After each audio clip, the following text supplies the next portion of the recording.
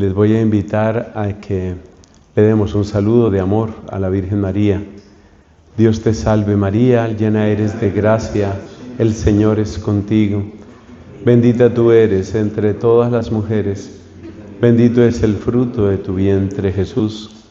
Santa María, Madre de Dios, ruega por nosotros pecadores, ahora y en la hora de nuestra muerte. Amén. Bueno, mis hermanos, iniciamos este camino recordando las claves fundamentales de un retiro espiritual. Yo creo que las reflexiones que nos han brindado los hermanos del proyecto Timoteo son ya una introducción, así que no debo ocupar mucho tiempo en esto. Saber que es el Señor el que quiere salir a nuestro encuentro. El retiro uno lo hace con Cristo. Los demás elementos, incluso la misma liturgia, tiene sentido en la medida en que me va conectando con Cristo al que le he entregado mi vida. La casa, el predicador, los predicadores, porque somos varios, todo tiene su significado en relación con Cristo. O sea que desde el principio queremos vivir nuestro retiro en clave completamente cristocéntrica, cristológica. En segundo lugar, tengamos presente nuestras comunidades, aquellos hermanos y hermanas que quedan allá en nuestras parroquias o comunidades, esos hermanos, esas hermanas que muchas veces oran por nosotros y que de alguna manera quieren también ver un camino de Dios en nosotros. A mí me impacta mucho eso. Es verdad que este retiro espiritual es muy singular porque brota de una inquietud básicamente laical. Eso no es tan frecuente. Estos son laicos diciendo: queremos cuidar de ustedes, queremos ser bendición para ustedes, queremos que ustedes sean fortalecidos, sanados, ungidos.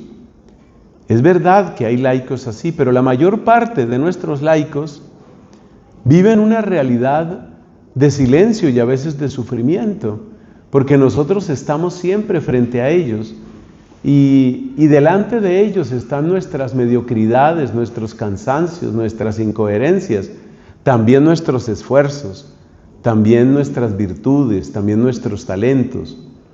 Lo que quiero decir es que es una buena idea al empezar el retiro espiritual tener presente a toda esa multitud de gente que ora por nosotros y que de alguna manera espera ver un cambio en nosotros. Porque lo que decía esta señora, llegué al final, lo que decía esta dama, yo creo que es el reflejo de lo que muchos sienten. Queremos sacerdotes que sean sanos y que sean santos. Y un tercer elemento para terminar esta parte introductoria es que en el tiempo del retiro también está una oportunidad de convivencia, una oportunidad de compartir. Pero el compartir con los hermanos es ambiguo, en el sentido de que yo puedo compartir y dispersarme, o yo puedo compartir y crecer, o puedo compartir y aportarle a mi hermano. Hay retiros de muchas clases, hay retiros donde incluso se exige un silencio total, podríamos llamarlo casi sepulcral, y tienen sentido, esos retiros de intenso silencio tienen mucho sentido, pero a la vez este modelo de retiro claramente es diferente y aquí va a haber compartir. Entonces lo único que te pido es que en el compartir con los hermanos tengamos siempre presente que cada uno de nosotros también es instrumento para el hermano.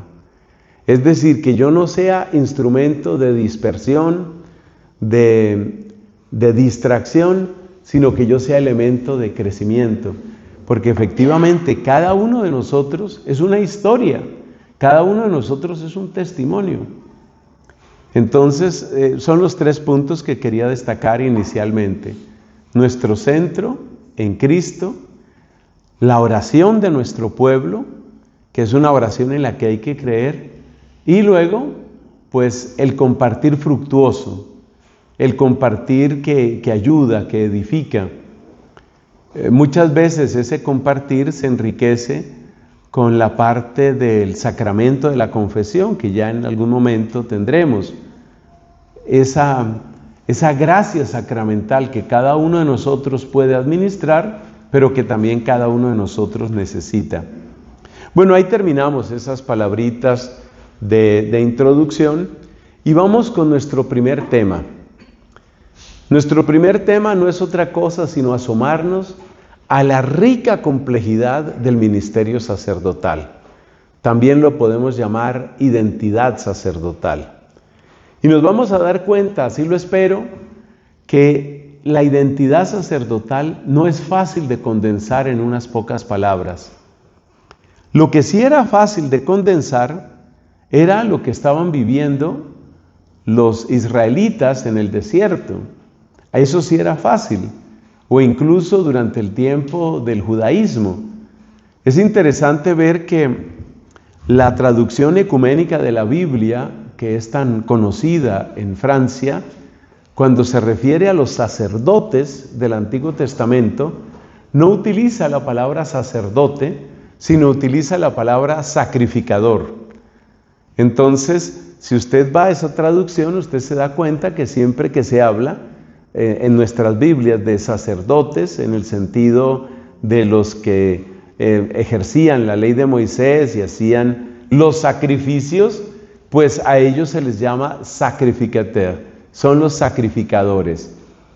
Y esto es interesante porque muestra que el sacerdocio del Antiguo Testamento era un sacerdocio hasta cierto punto fácil de describir. El oficio del sacerdote consistía en eso: sacrificar las víctimas, seguir unas prescripciones y poco más.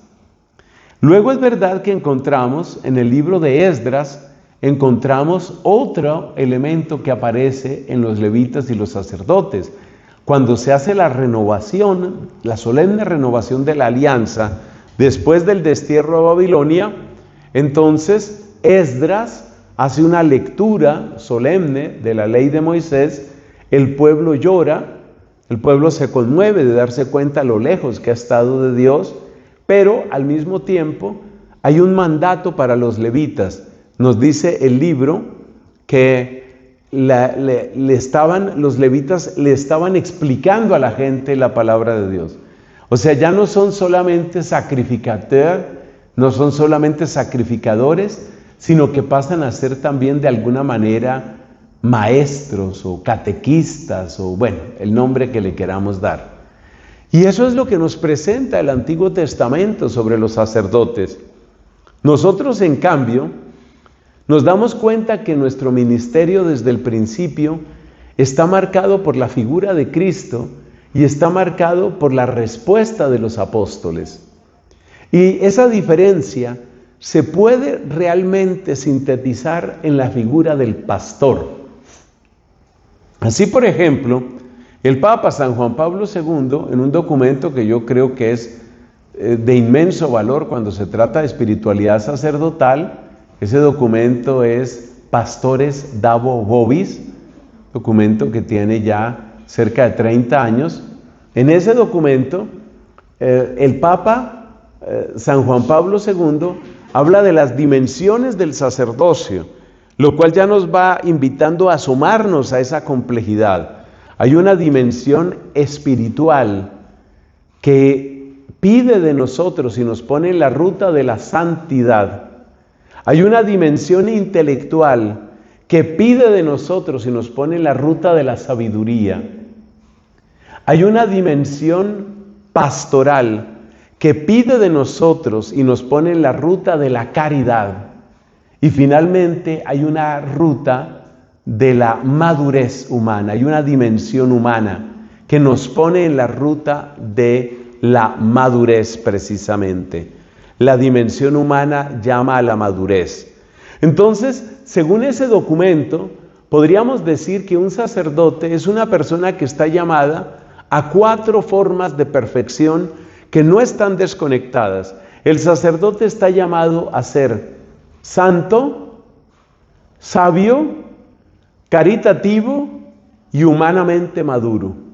Esas son como las 4 dimensiones que aparecen en ese documento. Y uno se da cuenta que el desafío es inmenso. La madurez humana, por una parte, la caridad pastoral, que dice el mismo Papa en el mismo documento que es como el centro de todo, o sea, la generosidad, la caridad, luego la sabiduría, la instrucción, como decía allá el profeta Esdras, como decía, Esdras el escriba, y la santidad. Entonces, esa es una manera de hablar del sacerdote. El sacerdote está llamado a vivir esas 4 dimensiones, y repito las 4 palabras claves: santo, sabio, generoso y maduro. Santo, sabio, generoso y maduro. Eso es lo propio de nosotros como sacerdotes, de acuerdo con esas 4 dimensiones. Otro modo de ver la labor sacerdotal es en clave estrictamente pastoril, es decir, lo que es propio de los pastores, porque esto nos pone en una imagen muy bonita, lo que nosotros somos con respecto a nuestro pueblo y lo que nosotros somos con respecto a Cristo. Hay una frase que ya la recordaba el Papa León, una frase que es de San Agustín: para vosotros soy obispo, con vosotros soy cristiano. Esa frase de San Agustín, pues ya la tomaba como buen agustino, la tomaba el Papa León, pues básicamente para recordar la identidad de su propio ministerio. Y yo creo que en esa frase están como los 2 elementos pastoriles, es decir, que yo soy pastor de otros, pero que yo soy oveja de Cristo. Y por eso no podré ser buen pastor si no soy buena oveja. No podré ser buen maestro si no soy buen discípulo. No podré guiar a otros si no estoy siguiendo al que puede verdaderamente iluminarnos a todos. Entonces, la dimensión pastoril nos ayuda a recuperar el balance propio de la vida sacerdotal. El sacerdote a la vez recibe y da. Decía esta amiga en sus palabras de exhortación, decía: separen siempre este tiempo. ¿Por qué es tan importante? Porque este tiempo que separamos típicamente una vez al año, este tiempo que separamos es un tiempo donde particularmente recibimos. Es tiempo para recibir, que no se te quede vacío el vaso, que no se te desocupe el corazón, que no llegues al extremo de sentir que estás quemando tus últimas fuerzas, porque efectivamente hay un fenómeno que ya incluso se está estudiando a gran escala y que se llama el sacerdote quemado. Muchas veces se utiliza la expresión en inglés, burnout, la persona que está quemada. Y ese es un gran peligro, pero también es una gran tentación. Efectivamente, todos sabemos que dentro de la labor sacerdotal, si el día tuviera 36 horas, hay trabajo para 36 y para 48 horas en un día, y si hubiera días de 50 horas, también hay trabajo para 50 horas. Entonces, uno puede, por un celo tal vez un poco imprudente, o uno puede también, por esconderse de Cristo, puede refugiarse en el trabajo. Uno se está escondiendo de Cristo trabajando para Cristo. Esa frase a mí me llama la atención. Esconderse de Cristo trabajando para Cristo. ¿Por qué? Porque trabajar para Cristo, es decir, trabajar en el rebaño o con el rebaño de Cristo, también trae unas ciertas satisfacciones, unos ciertos reconocimientos, un cierto aplauso, un cierto cariño. Es verdad que a veces la gente es ingrata con nosotros. Es verdad que a veces nos maltratan, no nos entienden, eso es verdad. Pero también es verdad que muchas veces hay generosidad en las personas, hay reconocimiento, hay cariño, hay gratitud. Entonces uno puede caer en la tentación de refugiarse trabajando para Cristo, porque en el fondo está huyendo del mismo Cristo, de ese trabajo que Cristo ha de hacer en nosotros. Por eso podría decirse también que la auténtica identidad sacerdotal consiste en que Cristo trabaje en mí para que después pueda trabajar a través de mí.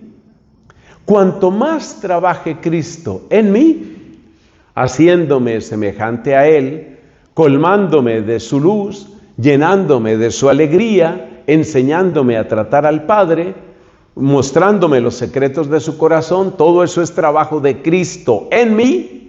En la medida en que Cristo va trabajando más y más en mí, pues se facilita que Cristo trabaje a través de mí. Ese trabajo de Cristo en mí es el que muchas veces tiene que ver con esas dimensiones, como la dimensión espiritual, como la dimensión intelectual, como la dimensión humana. Cada vez hay más sacerdotes, lo digo por mi experiencia.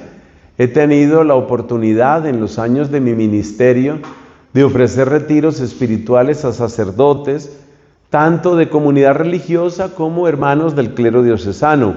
Y según unas cuentas que hice hace unos meses, por la bondad de Dios, son más de 1000 los sacerdotes a los que he podido predicar a lo largo de estos años. O sea que digamos que alguna experiencia puede haber ahí. Y lo que quiero destacar es que en ese servicio hay preguntas que tal vez nos cuesta hacer. Por ejemplo, la gran pregunta que hacía el Padre Pío siempre que confesaba religiosos o sacerdotes: ¿cómo está tu oración? Otra manera de hacer esa pregunta es, bueno, ¿cómo está tu oración con respecto al año pasado, con respecto a hace 2 años, con respecto a hace 10 años? Algunos de nosotros, por ejemplo, este servidor de ustedes, ya tenemos más de 30 años de ordenación. Sé que en nuestro grupo, en esta oportunidad, hay un hermano que tiene más de 40 años de ordenación. Bueno, la pregunta es importante: ¿cómo está tu oración?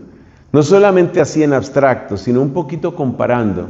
Es interesante ver que cuando una persona quiere asegurar una ganancia, siempre hace comparaciones. Por ejemplo, un comerciante siempre compara.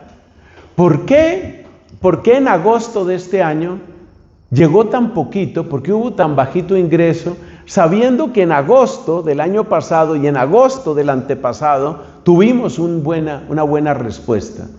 De esa manera pregunta el que está buscando una ganancia económica. El que está buscando la ganancia económica siempre tiene esa pregunta. Pues si esa es la pregunta que ayuda a la ganancia, es una pregunta que nosotros desde el punto de vista pastoril debemos hacernos. Bueno, ¿y cómo está mi vida espiritual? ¿Cómo está mi vida de oración? Me he dado cuenta que en muchos lugares que uno diría que están más secularizados, la práctica de la dirección espiritual de los sacerdotes está bastante acentuada. He tenido oportunidad un par de veces de ofrecer retiros a sacerdotes en España, 2 o 3 veces, en Estados Unidos también un número de veces, y me doy cuenta que es muy natural y muy frecuente para los sacerdotes de esas latitudes hablar de su director espiritual. Y muchos de ellos son personas que tienen 20, 30 años de ordenación y hablan con toda naturalidad: mi director espiritual me dijo tal cosa. He estado caminando esto, lo he trabajado con mi director espiritual. Me da la impresión, por lo que he visto en mi propio país, Colombia, y en otros países, que nosotros los latinos, latinoamericanos, los hispanos, somos un poquito más descuidados en eso, más descuidados, en el sentido de que cada quien va más o menos como a su aire. Pero ¿quién llevaría una tienda de esa manera? Un comercio. ¿Te imaginas a una persona llevando un comercio así? Oiga, ¿cuánto dinero le está entrando? Pues realmente no sé. ¿Qué gastos tiene usted? No lo tengo claro, no he hecho esas cuentas. ¿Y los precios de lo que usted compra subieron o bajaron? No me he fijado. ¿Y la gente está comprando más o menos? Ni idea. ¿Te imaginas un comerciante así? Bueno, pues si ellos, que tienen su propio interés, tienen esa observación sobre qué es lo que llega y qué es lo que sale, yo creo que es interesante que nosotros nos hagamos esas mismas preguntas en la dimensión espiritual. ¿qué está pasando con mi oración, por ejemplo? ¿Qué tipo de dirección espiritual tengo? ¿Qué está pasando con la vivencia del sacramento de parte mía? Particularmente, sacramento de la confesión. Decía San Juan Pablo II que el sacramento que tenemos más descuidado los sacerdotes es el sacramento de la confesión. Entonces, eso es interesante preguntarlo. En la misma línea, si nos vamos a la dimensión intelectual, conviene preguntarse qué estamos leyendo, dónde nos estamos formando. En este sentido, creo que hay 3 malos entendidos con respecto a la formación. Un malentendido es creer que la formación permanente se limita a los títulos o a la búsqueda de títulos. Estoy haciendo un diplomado, estoy haciendo una especialización, voy a hacer mi segunda o mi tercera maestría, creo que el año entrante voy a empezar el doctorado. Todo eso tiene un valor muy grande, pues bien entendido tiene un valor muy grande, pero esa no es toda la formación y muchas veces no es la formación más necesaria para el sacerdote como tal, como persona. Entonces, ese es un malentendido que tenemos que dejar atrás. Formarse intelectualmente no necesariamente es un tema de títulos. Segundo, a veces creemos que la formación se equipara simplemente con la información. No es cierto. Uno puede estar informado por medio de los programas de noticias. En unos países llaman a eso noticieros, noticiarios. Vemos entonces noticias y estamos informados, pero no estamos formados. De hecho, un exceso de información tiene un efecto devastador en cuanto a la solidez de las convicciones, porque no se nos olvide que la información que nos ofrecen los medios es una información que siempre va en la línea de lo que el mundo prefiere, de lo que el mundo busca, de lo que el mundo aprueba. Entonces, por ejemplo, ¿alguno de ustedes, yo creo que no, pero no les voy a pedir que levanten la mano, ¿alguno de ustedes ha visto en las noticias un titular como, por ejemplo, muchos jóvenes están redescubriendo el valor del matrimonio tradicional? Eso no aparece. Y sin embargo yo conozco, y probablemente tú también conoces, jóvenes, tanto hombres como mujeres, que dicen, yo sí quiero un hogar, y yo quiero amar para toda la vida y que me amen para toda la vida. Y si soy varón, quiero casarme con una mujer, una, no 2 ni 3, ni con un hombre, quiero casarme con una y para toda la vida. Sí hay gente que está revalorando el matrimonio tradicional, pero eso no sale en las noticias. En cambio, cada país donde se va aprobando el llamado matrimonio gay, eso sí sale en las noticias. Y sale la foto, y sale el besote que se dan el par de mujeres o el par de hombres. Sale ahí, y el júbilo, y los aplausos, y las banderas con los colores consabidos. ¿Qué te quiero decir con esto? Que creer que uno se está formando porque se está informando, no solamente es una confusión de palabras, sino que hay un daño ahí, y el daño es que esa información ya tiene un propósito, ya quiere inculcar una determinada dirección, ya quiere, como podríamos decir, imponer una determinada agenda. Por ejemplo, la agenda del igualitarismo, que es uno de los temas que tal vez mencionaremos en otras de estas predicaciones. El igualitarismo, que es una de las expresiones de la izquierda. Igualitarismo, que todo el mundo tiene que recibir lo mismo y todo el mundo tiene que ser igual y todo el mundo tiene que tener lo mismo. Entonces, las noticias van en la línea igualitarista. Por ejemplo, en mi país, sobre todo hacia fin de año, son frecuentes los titulares que hablan, por ejemplo, ¿de qué? Dicen, solo el 3% de las empresas tienen mesas directivas igualitarias o con una proporción adecuada de mujeres, donde se pretende presentar como ideal y se pretende presentar como un deber ser que las mesas directivas tengan 50-50%. Esa es una idea cuestionable y es una idea que tiene detrás toda una ideología. Pues eso es lo que nos da la información. Entonces, por favor, No confundir la formación intelectual o la dimensión intelectual de la que nos hablaba San Juan Pablo II con la información. Ahí llevamos dos confusiones que hemos quitado. Y la tercera es la tiranía de la imagen, o tal vez la palabra tiranía es demasiado fuerte, la sobreexposición a las imágenes. El creer que la imagen es suficiente como elemento formativo para nosotros. La imagen es caramelo, la imagen es agradable. Yo no estoy hablando aquí necesariamente de imágenes, qué sé yo, sensuales o pornográficas, que también pasa. Por algo el Papa Francisco, refiriéndose específicamente a religiosos y sacerdotes, decía, cuidado porque está aumentando el consumo de pornografía en personas consagradas. Pero cuando yo hablo aquí de la imagen como un caramelo, no me refiero a ese tipo de imagen. Muchos de nosotros, por supuesto, no queremos tener que ver con esa clase de imágenes así, nos las pretendan inyectar por todas partes, pero me refiero a lo entretenido que es la imagen. Y me refiero al poder que tienen los algoritmos de las redes sociales para mantenernos enganchados en un fenómeno que se suele mencionar en inglés. Es el famoso scrolling. Scroll, en inglés, como sabemos, es un rollo, y el scrolling es ese acto como de estar continuamente pasando de un video a otro, y uno puede tener la idea de que ahí hay algo intelectual, tal vez porque mira algunos de esos videos con un cierto contenido, llamémoslo así, serio, formativo. Pero lo cierto es que la auténtica formación intelectual requiere unos niveles de profundidad que solo se alcanzan en la lectura y en el pensamiento abstracto.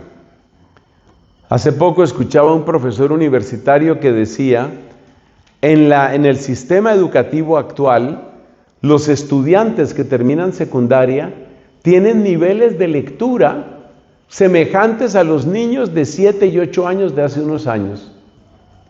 Y la prueba de que esto es así, que no está exagerando ese profesor, es que en muchas universidades, no sé la situación concreta en Costa Rica o en Argentina o en México, de donde ustedes vienen, pero lo cierto es que en muchas universidades se está presentando el fenómeno de que hay que hacer cursos de lectura. Entran los estudiantes a la universidad y lo primero que toca enseñarles es a leer. Cursos de lectoescritura y cursos de comprensión. Es decir, que estamos perdiendo las habilidades fundamentales porque la imagen es hermana de la emoción. La imagen es el ambiente propio del sentimiento, de la sensación y de la emoción. No es el terreno más propio del pensamiento. Por supuesto, esto cambia si usted está viendo un video que es una conferencia, que tiene una explicación y que realmente lleva una secuencia. Pero no nos digamos mentiras, muchas veces la razón por la que preferimos las imágenes es por esa dimensión de entretenimiento, de caramelo que hemos descrito aquí. Entonces, yo creo que ahí tenemos elementos de diagnóstico que nos van poniendo en la ruta de renovación que finalmente es lo que quiere un retiro como este que estamos empezando. Tenemos que preguntarnos por la dimensión intelectual. Antes de recibir la ordenación sacerdotal, o sea, en mis años que usualmente se llamarían de seminario, nosotros dominicos no utilizamos esa expresión, pues porque nosotros nacimos unos siglos antes de los seminarios. Me perdonan un poquito el comentario. Pero bueno, en mi tiempo de preparación sacerdotal, uno de mis formadores, que lo recuerdo con mucho afecto, Padre Pedro Díaz, siempre que volvíamos de vacaciones o que teníamos algún momento así como descanso, él ya uno sabía cuál era la pregunta que él iba a hacer. ¿Qué leyó? ¿Qué leyó usted en estas vacaciones? Otras veces a lo largo del año, por ejemplo, en este momento estamos en agosto, ¿no? Entonces él preguntaba, ¿qué libro ha leído usted este año? No qué videos ha visto, no a qué redes se ha conectado, no cuántas noticias escucha, sino qué libro ha leído usted en este año. Y es muy interesante ver que muchos de esos libros que dejamos de leer, pues son precisamente los que pueden darnos las claves más interesantes para nuestro propio servicio. Concretamente quiero referirme al tremendo bien que hacen los padres de la iglesia. Amigos queridos, si ustedes no han tenido ocasión de acercarse a una obra clásica, súper clásica de todos los tiempos, estoy hablando de la regla pastoral de San Gregorio Magno, asómense por favor. Como se dice hoy, háganse ese favor. Dense ese regalo. La obra se encuentra entera en internet, en español. Busque usted la regla pastoral de San Gregorio. Ese es un tipo de lectura que no solamente es tremendamente instructivo, sino que es muy agradable y sin mayor dificultad. ¿Por qué Gregorio, San Gregorio Magno, San Gregorio Papa, por qué Gregorio se puso en la tarea de escribir esa obra, la regla pastoral? Pues porque él necesitaba darle herramientas a sus sacerdotes. Él necesitaba que sus sacerdotes tuvieran una guía básica para atender a la gente. ¿Y qué es lo que nosotros hacemos? Atender a la gente, servir a nuestro pueblo. Y nosotros también necesitamos esa regla básica. Bueno, esa es la regla pastoral de San Gregorio Magno. Otras obras muy conocidas que son ideales para la formación del corazón sacerdotal. Hay una obra de San Juan Crisóstomo que se llama Sobre el sacerdocio. Esa tiene distintas traducciones. También es de muy fácil lectura, es absolutamente preciosa. Sobre el sacerdocio de San Juan Crisóstomo, muy buena. Uno puede mirar los tratados de vida espiritual de San Juan de Ávila, entre otras cosas porque San Juan de Ávila, siglo XVI, tenía como una especie de obsesión en la renovación de la vida sacerdotal. San Juan de Ávila, comento aquí entre paréntesis, fue amigo personal de San Ignacio de Loyola, y tanto San Ignacio como otros compañeros jesuitas de esa primera generación, varias veces, pero fueron muchas veces, le propusieron a San Juan de Ávila que entrara como jesuita y consideraban que hubiera sido un candidato de máxima categoría, un hombre realmente excelente. San Juan de Ávila rechazó siempre esa invitación, tanto a hacerse jesuita como a cualquier otra comunidad religiosa, porque él se sentía intensamente diocesano, porque él sentía que la santidad no podía quedar metida únicamente en los conventos o en los monasterios, porque él sentía que el sacerdote diocesano tiene un lugar absolutamente irreemplazable en el servicio al pueblo de Dios, y porque él creía que a los sacerdotes diocesanos muchas veces lo que les había hecho falta era herramientas para su propio crecimiento. Lo que ustedes lean de San Juan de Ávila, proclamado doctor de la Iglesia por el Papa Benedicto, es oro puro y es de fácil lectura. Muchos de estos autores nos van a hablar con vigor. Muchos de estos autores van a ser como una cachetada que nos despierta de nuestra mediocridad y de nuestro marasmo. Pero eso hace falta también. Eso hace falta que lo despierten a uno y que le digan que la vida no solamente es mantener ahí como una rutina o mantener un horario de despacho parroquial. Esos autores son realmente muy, muy buenos. Vale la pena leer a gente como San Juan de Ávila, San Juan Crisóstomo. Otra obra muy recomendable, porque está escrita en primera persona, es el Diario de un alma del Papa Juan XXIII. Desde que él estaba en sus primeros años, creo que incluso desde antes de la ordenación sacerdotal, él empezó un diario. No era que escribiera absolutamente todos los días, pero lo impresionante es que desde seminarista hasta papa, él llevó esos escritos. Y en esos escritos, como en un espejo muy limpio, uno puede ver las dudas, pero también las respuestas, los sufrimientos, pero también los consuelos, las luces que él va encontrando en Dios, y cómo en esas luces pues está también su guía y está también su fortaleza. Ese es el tipo de lecturas que me parece que uno no debería descuidar. Son lecturas que realmente nos forman mucho, ya dependiendo de la espiritualidad con la que cada uno se sienta un poco más afín. Por supuesto que hay muchas otras obras. A mí me parece que hay dos pastores magníficos, Antonio María Claret y Alfonso María de Ligorio, particularmente este último. Alfonso María de Ligorio era obsesivo en el tema de la comunicación. Él se dio cuenta que a través de la palabra impresa se podía llegar a muchos corazones. El número de obras de Alfonso María de Ligorio supera la 50. Es impresionante. Obras, muchas de ellas para, llamémoslo así, para consumo popular, de muy fácil lectura, pero muchas veces son las que uno necesita.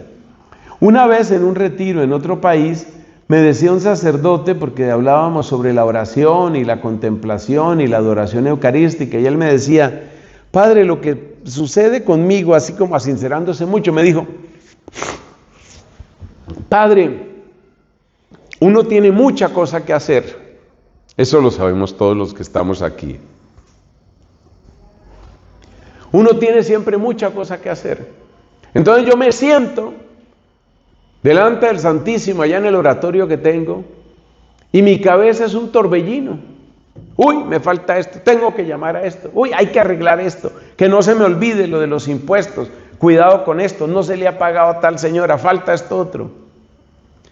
Para muchos de nosotros, especialmente ustedes que están en el frente de batalla de la iglesia,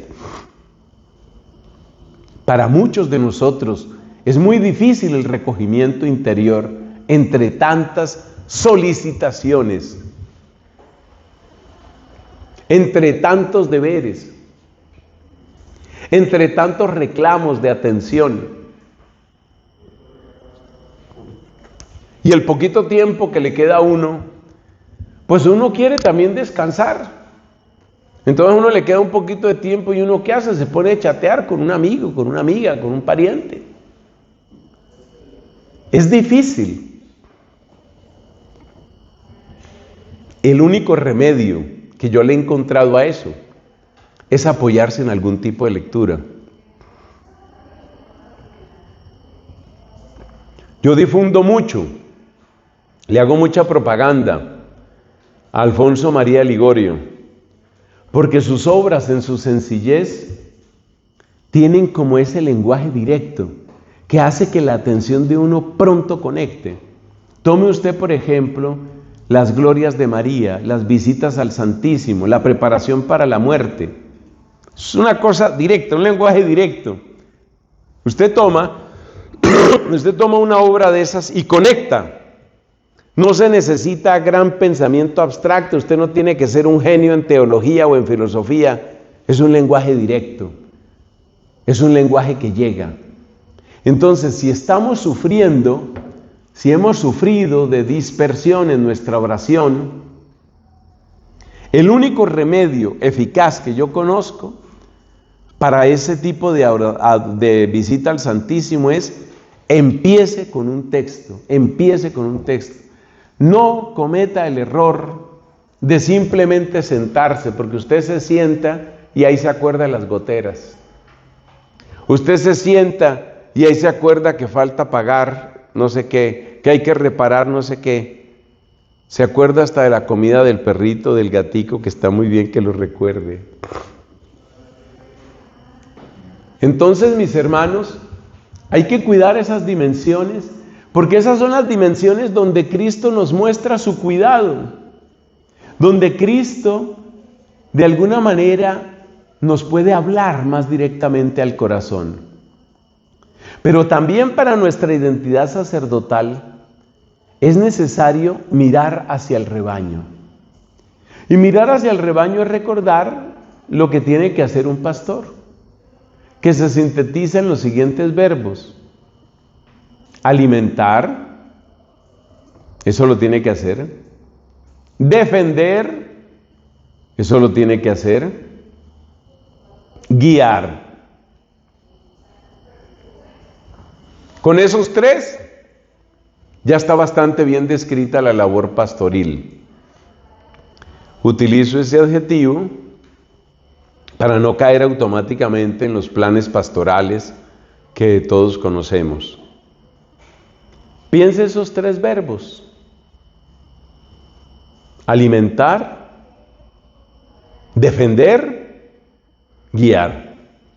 Póngalos en el orden que usted considere que es más urgente en su comunidad. Tal vez en alguna comunidad lo primero es defender. Y es interesante ver lo concreto que puede llegar a ser un plan parroquial, también un plan diocesano, si se toman en cuenta esos 3 verbos. Por ejemplo, tomémoslos aquí en el orden: defender, alimentar y guiar. Defender. Usted piensa en este momento en la comunidad que le ha sido encomendada. ¿Defenderlos de qué?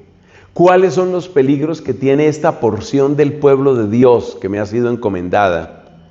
Típicamente como párroco, pero también puede ser capellanía, también puede ser docencia, también puede ser misión.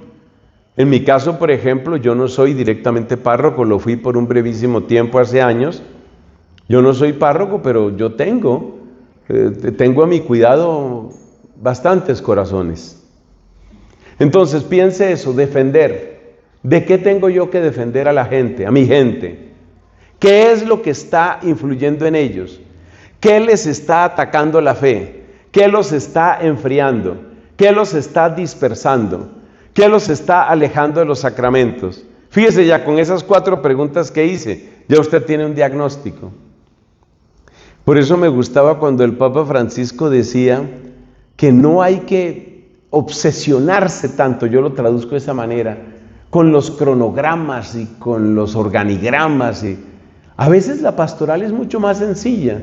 Pues siéntese y en una hojita, por ejemplo en este cuaderno Proyecto Timoteo,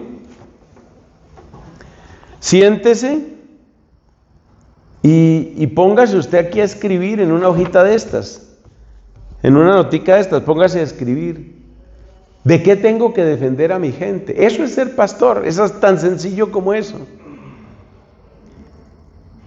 Y ahí uno se da cuenta. Por ejemplo, le contaba a mi padre Henry, donde estuve hospedado, le contaba al padre Henry que yo llegaba de San Francisco. Estaba antes de este servicio, estaba en una pequeña misión en San Francisco, California. El aeropuerto de San Francisco es inmenso. Y una de las cosas que yo hago cuando estoy así en esos viajes es tratar de caminar bastante, porque luego en el avión uno va a estar ahí quieto y eso no es tan saludable. A mí me gusta mucho caminar, entonces yo me caminé ese aeropuerto para arriba, para abajo. Me encontré una sala que es sala para despertar de los sentidos en el aeropuerto. Sala para despertar los sentidos. Tiene experiencias de luces y de sonidos y de aromas, despertar los sentidos. Seguí caminando, me encontré otra sala, no me estoy inventando nada, y si ustedes van ahí lo encuentran. Me encontré otra sala, yoga, instrucciones para el yoga. Había una sala de yoga en silencio, otra sala de yoga con música. Música de la naturaleza, agua que cae, que chorrea. Música tipo nueva era. Luz delicada en penumbra. Advertencia: cuando entre, quítese los zapatos, porque el lugar que pisa es santo. O por lo menos eso es lo que recomiendan ellos, que uno se quite los zapatos. Yo, como buen rebelde que soy, yo llegué ahí hasta el borde, no pisé, pero tampoco me quité los zapatos ni entré, sino yo ahí husmeando. Yo dije, esto me sirve para el retiro con los padres. 3 salas encontré entonces: una de yoga en silencio, otra de yoga con fondo musical y otra para despertar los sentidos. Yo no pude encontrar una capilla. Yo no pude encontrar una capilla. Tal vez me faltó buscar más. Pero por lo menos en la columna vertebral, porque ese aeropuerto está como con una columna vertebral y luego salen una serie de terminales, A, B, C, D, hasta F, G. Yo recorrí toda la columna vertebral por lo menos 2 veces. Ahí no vi ninguna capilla. Ahí era donde estaba el yoga y todo lo demás. Entonces uno tiene que darse cuenta, esto está pasando hoy. Tome por ejemplo la palabra meditación. ¿Qué significa hoy para la mayor parte de la gente la meditación? Cuando usted se encuentra por allá, que en un video alguien dice, parte de mi salud mental es la meditación, ya usted sabe de qué estamos hablando, ¿cierto? ¿De qué tipo de meditación? Pues yo soy suficientemente viejo para recordar que cuando yo era un niño y un adolescente, la palabra meditación significaba una reflexión sobre un punto de la escritura o un escrito de un santo o algo así. Eso era lo que significaba la palabra meditación. Meditaciones sobre el corazón de Jesús, meditación sobre la muerte. Eran reflexiones habladas. No, la meditación ahora es una palabra que quedó secuestrada por el budismo zen. La meditación ya significa posición flor de loto, columna recta, respiración pausada, mente en blanco. Esa es la meditación hoy. Entonces, ¿por qué estoy comentando esto? Porque nosotros como celosos guardianes que le hacemos caso a la palabra de Cristo, Cristo dijo, apacienta mis corderos, apacienta mis ovejas, le dijo a Pedro, y en persona de Pedro podemos escuchar un eco nosotros también. Eso es defender. Defender es darse cuenta que eso está pasando. Defender también muchas veces tiene una dimensión social, una dimensión económica. No se nos olvide que nosotros tenemos a un mártir de la justicia social desde el punto de vista de la iglesia. Un hombre que se formó en el Opus Dei y que se llamó en esta tierra Óscar Arnulfo Romero. Y Óscar Arnulfo Romero, ¿qué fue lo que hizo? Él se dio cuenta de lo que le estaba pasando a la gente. Él se dio cuenta del dolor de la gente. Y él sintió que él tenía que defender a ese rebaño, tenía que defender a esos que no tienen voz. Entonces fíjate que no es tan difícil la labor pastoral cuando uno toma esos 3 verbos, defender, alimentar y guiar. Entonces uno dice, bueno, en el verbo defender, ¿qué más aparece? El tema provida. ¿Qué ha sucedido allí donde se ha aprobado la eutanasia? Acuérdese que ya en Bélgica, en Holanda, están hablando de eutanasia de adolescentes, eutanasia de niños. Ese es uno de los, digamos, una de las deformaciones, de las degeneraciones dentro de la degeneración que es la eutanasia. Una de las degeneraciones es eso. Entonces, básicamente eso se convierte en una máquina de muerte. Y además, cuando empezó la eutanasia, soy lo suficientemente viejo para acordarme cuándo empezó la aprobación de la eutanasia. Siempre se decía, para el caso de enfermedades extremas, de un dolor inmenso y tiene que ser evaluado por no sé cuántos médicos, para ver en qué está la eutanasia hoy por hoy en un país como Bélgica. La eutanasia se ha convertido en un mecanismo rutinario para ahorrarle plata al Estado.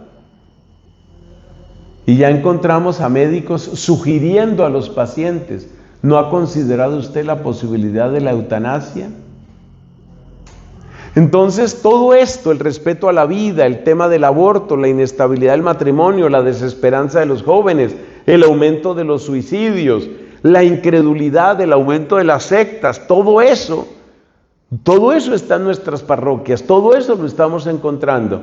Pero con que uno ponga así en su libretica Timoteo, aunque uno ponga siquiera unos 4 puntos y ponga, que esto es lo más interesante, ¿qué vamos a hacer?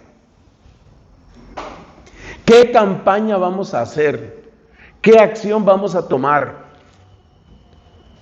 Hay parroquias, en Bogotá tenemos un párroco impresionante, para mí es el campeón de los grupos. En su parroquia, no sé si esta cifra es muy alta o es muy baja o cómo es, pero en su parroquia hay más de 50 grupos. Más de 50 grupos, de todo. Ahí está Legión de María, ahí está carismáticos, neocatecumenales, movimiento familiar cristiano, encuentro de novios, lazos de amor mariano, ahí está todo. Usted puede escribir un libro sobre movimientos de la iglesia visitando la parroquia de este padre. Una maravilla. Pero, ¿hasta qué punto llega un momento, y sé que estoy diciendo palabras un poco arriesgadas, llega un momento en el que los movimientos secuestran la parroquia? Porque cada movimiento empieza a tener su propia agenda y cada movimiento empieza a preocuparse únicamente de que haya más neocatecumenales, de que haya más lazos de amor mariano, de que haya más carismáticos, y a veces el párroco, pues en el momento de las labores propias y de las celebraciones propias, pues vuelve a las 5 viejitas que han sido fieles a la parroquia desde 1885, desde el año que sea. Entonces, muy bien que tengas movimientos, no estoy criticando a ese padre, muy bien que tengas movimientos y espero que lo esté haciendo muy bien. Y además es importante saber acoger los carismas, porque el otro extremo también lo conocemos. Hay una cantidad de padres que únicamente le creen a un determinado estilo. Y yo he visto en mi país, unas historias que son de sentarse uno a llorar. El caso de esos sacerdotes que llegan y había 12 movimientos. Y el padre lo primero que hace es decir, bueno, conmigo eso no. Y básicamente es a cercenar y a decapitar y a mutilar. Eso tampoco parece muy sabio.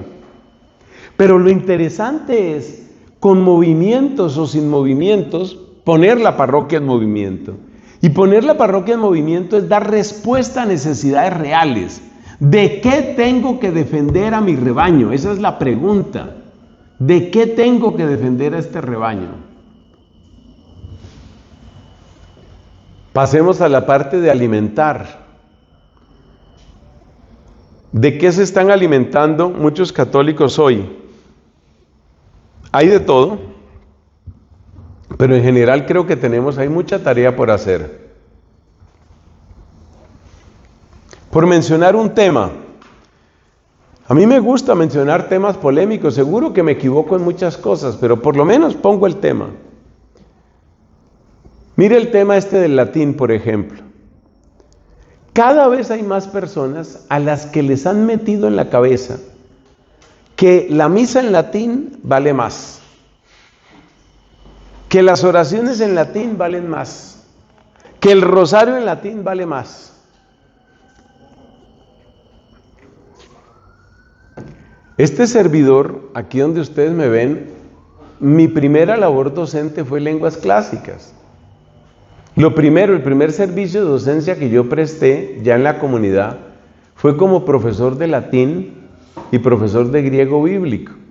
Eso es lo que yo empecé a hacer y de alguna manera lo sigo haciendo. En mi celular yo tengo esta aplicación que permite rezar en latín, iBreviary. iBreviary viene en muchas lenguas, entre otras en latín.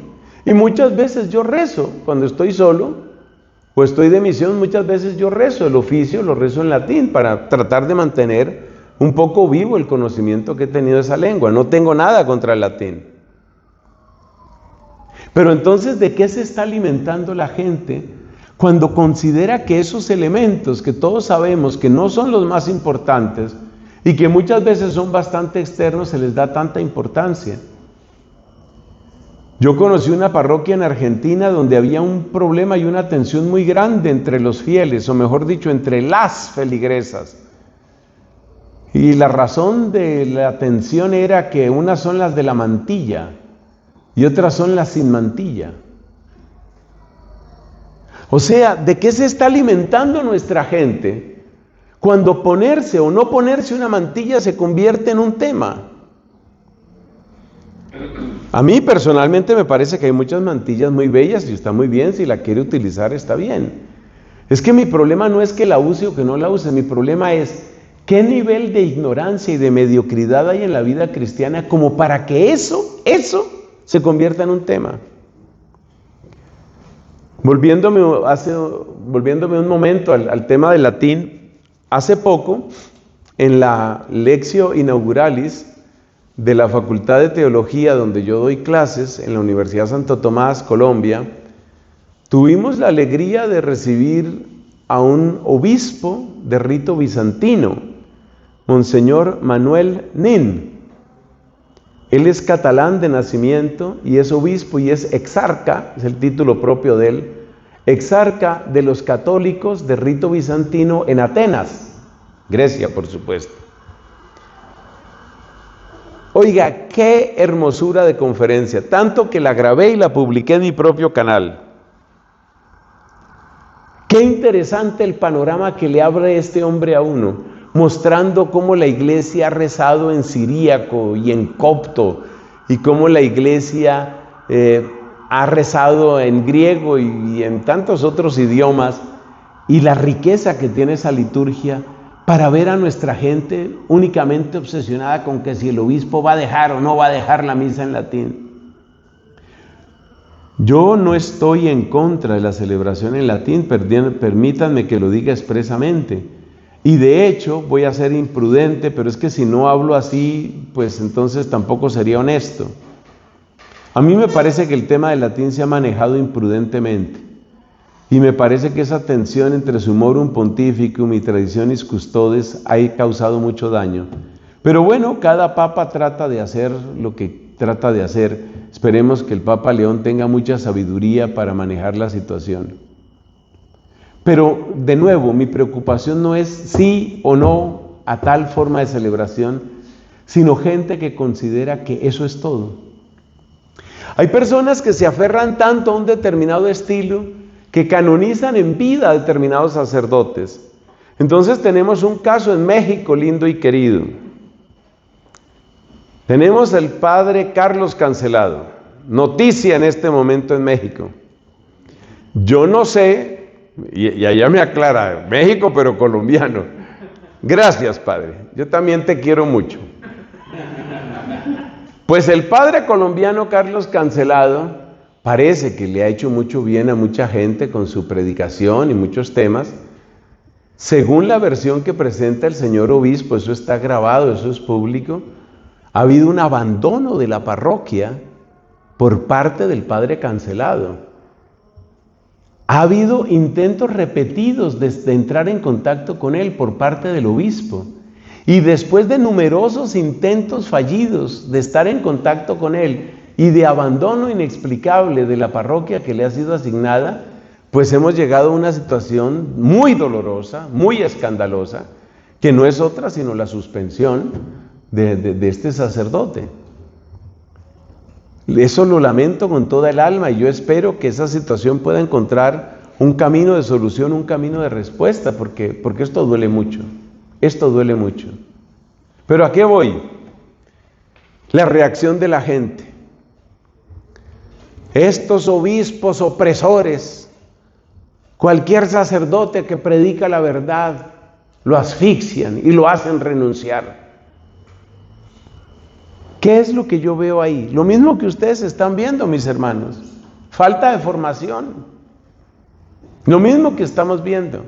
Es decir, para muchos católicos, ni el derecho canónico ni los sacramentos mismos importan, sino solo la adhesión afectiva, emocional que tienen con tal o cual sacerdote. Y automáticamente lo canonizan y lo consideran un mártir. Hasta los elementos que son públicos porque se han mostrado públicamente. Yo veo que hay algo muy grave ahí, muy grave ahí. Le deseo lo mejor a mi hermano colombiano y hermano en el sacerdocio Carlos Cancelado, y si por alguna casualidad él viera este video, por favor póngase ya en contacto con su obispo legítimo. Hay un camino en la iglesia. Pero mi punto no es en este momento el sacerdote, sino es contarles cómo está formado nuestro pueblo. La gente se adhiere a tal o cual sacerdote y ese es el héroe y todos los demás son los enemigos. Y ha habido palabras tan injustas y tan duras en contra de los obispos y en contra del Papa, sobre todo pues recientemente, por supuesto, del Papa Francisco. Como sacerdote que he tenido ocasión de prestar servicio en muchos lugares y de hablar muy a fondo sobre distintos temas, Yo les puedo decir, obviamente no puedo dar más datos, yo les puedo decir que muchas de las medidas más criticadas del Papa Francisco tenían toda una solidez, todo un estudio previo, toda una prudencia antes de llegar a lo que salió en la prensa. Pero ¿qué pasa?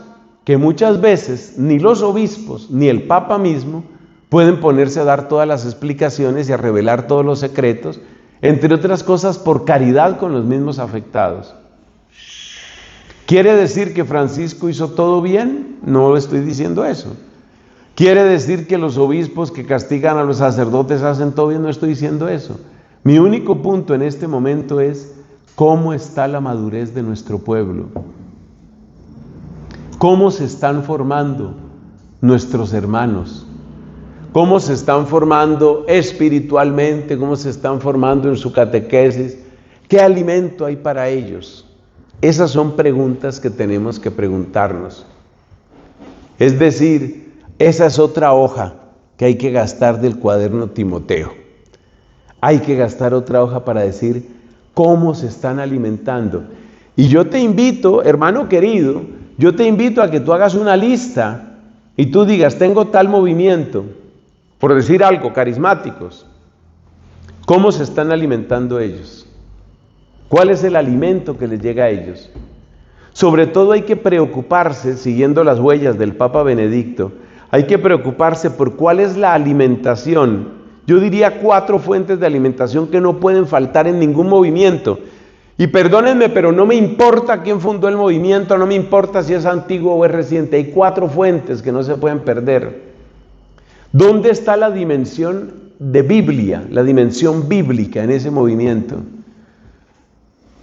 Una vez, esto me pasó en Irlanda, un párroco le decía a un grupo de señoras de la Legión de María, aprecio y valoro la Legión de María, pero todo hay que decirlo, les decía, bueno, ¿y por qué no hacemos un curso bíblico? Ustedes saben que la Legión de María está cumpliendo, está cerca de cumplir, o ya cumplió, pero cerca de 100 años. Su fundador fue un irlandés, dublinés para más señales, Frank Duff. Maravilloso, un paso adelante, pero en el tiempo de Frank Duff, y sobre todo en la Irlanda de aquella época, la Sagrada Escritura no tenía tanto peso. Entonces este párroco les dice a este grupo de la Legión de María, les dice, necesitamos una formación bíblica. Por lo menos en ese grupo le dijeron, no, nosotras tenemos el manual de la Legión. Para mí eso no es negociable. El alimento que requiere el pueblo de Dios requiere Biblia. ¿Cómo vamos a hacer esa Biblia? ¿Cómo se va a hacer eso? Cada uno tendrá que encontrarlo, pero eso es indispensable. Segundo, es necesario acercarse al catecismo, sobre todo el catecismo de San Juan Pablo II. Yo creo que es difícil encontrar un manual de teología que recoja lo esencial. Por algo, personas tan reconocidas y queridas de todos nosotros como Monseñor Munilla, les dedicó 2, 3 años, no sé cuánto, a exponer todo el catecismo. Catecismo de la Iglesia Católica. Hay que buscar programas, maneras, encuentros, congresos, seminarios, ponle el nombre que quieras, pero tiene que estar cerca de nuestro pueblo. Eso es alimentar. Tercero, necesitamos Concilio Vaticano II. No todos los documentos son igualmente importantes, pero si ustedes me preguntan a mí, el primer documento que es urgente es el documento precisamente sobre la Sagrada Escritura. ¿Cuánta sabiduría en tan poquitas páginas? Dei Verbum es esencial. Después de Dei Verbum me parece a mí que lo segundo que conviene mirar es Lumen Gentium, para tener ese ámbito de iglesia. Tercero, Sacrosanctum Concilium, para no caer en extremos ni de tradicionalismos absurdos, ni de progresismos solapados, que siempre están apelando al llamado espíritu del concilio. Concilio Vaticano II es necesario. que hay que saber darlo, que hay que darlo de una manera agradable, tal vez en píldoras, lo que quieras, pero por favor que tu gente se alimente, porque si no se alimentan de eso, ¿de qué se alimentan? Empiezan a llenarse de otra literatura, y no es que esté mal que sea otra literatura, sino que me parece que estas obras que estamos mencionando aquí son tan absolutamente centrales que ayudan precisamente a que la gente se centre. O sea que cualquier otro autor que llegue, sea más antiguo o más moderno, pues pueda de alguna manera ser situado oportunamente por ellos. Y en cuarto lugar, y esto puede ser una sorpresa, vuelvo a Benedicto, padres de la iglesia. Créanme que los padres de la iglesia son más fáciles de leer que muchas de las obras que se venden como pan caliente y que muchas veces desorientan. Como he comentado en otras oportunidades, hay autores que gozan de una popularidad de estrellas fugaces que causan gran sensación y producen grandes ventas, pero creo que muchas veces más que orientar, desorientan. Y en esto me apoyo en la opinión misma de la iglesia. Piense usted, por ejemplo, en un escritor que como escritor yo lo admiraré siempre, pero como maestro de la fe católica, de ninguna manera. Estoy hablando de Anthony de Melo. No recomiendo a Anthony de Melo para nada. Y la gente se apoya en esas obras que se van poniendo así de moda. Otro que va decayendo, gracias a Dios, va decayendo en su popularidad, es el monje alemán Anselm Grün. Anselm Grün. No es. Es decir, esto no es que yo me lo invente, es que la fe católica no me la inventé yo. Esto no es que yo me lo invente. Entonces, ¿por qué está la gente corriendo a Anselm Grün y corriendo a estas cosas? Porque falta más leer Sanefrén. Lea usted los poemas de Sanefrén y usted dice, esto se llama espiritualidad. Lea usted los sermones de San Juan Crisóstomo que se consiguen gratuitos en internet. Por ejemplo, las homilías al Evangelio de San Mateo. Eso es una maravilla, eso se deja leer suavemente. Tome usted las narraciones en los Salmos de San Agustín, son un banquete para el alma. Hay que leerlo despacio porque tiene tantas citas bíblicas y hay tanto que Dios le dio al corazón de San Agustín que uno puede quedar abrumado. Y así podríamos citar muchos otros. Entonces, hay que buscar la manera. Por ejemplo, usted tiene una convivencia con un grupo. Bueno, en esta convivencia voy a tomar algo de las centurias de San Máximo Confesor. Ese tendría que ser el lenguaje que manejamos los católicos. Que un muchacho salga de una convivencia, bueno, ¿y qué les dieron? No, pues un señor que yo no conocía, Máximo Confesor se llama. ¿Y tú dónde estabas? No, yo hice retiro con San Juan Damasceno. Créeme, y repito por última vez, son más fáciles de leer que muchos autores contemporáneos y producen una gran luz. Hay otros doctores de la iglesia que requieren una herramienta filosófica tan amplia que no son fáciles, eso tenemos que admitirlo. Salvo textos muy escogidos, por ejemplo los comentarios a las grandes oraciones de la fe católica, el Padre Nuestro, el Ave María, el Credo, muchos textos de Santo Tomás de Aquino no son fáciles, eso hay que reconocerlo. Pero hay muchos otros autores que sí. Antes mencioné a Antonio María Claret, te añado otro de mis favoritos, San Francisco de Sales, de muy fácil lectura, el Tratado del Amor de Dios, de muy fácil lectura, la Guía de Pecadores de Luis de Granada, una delicia.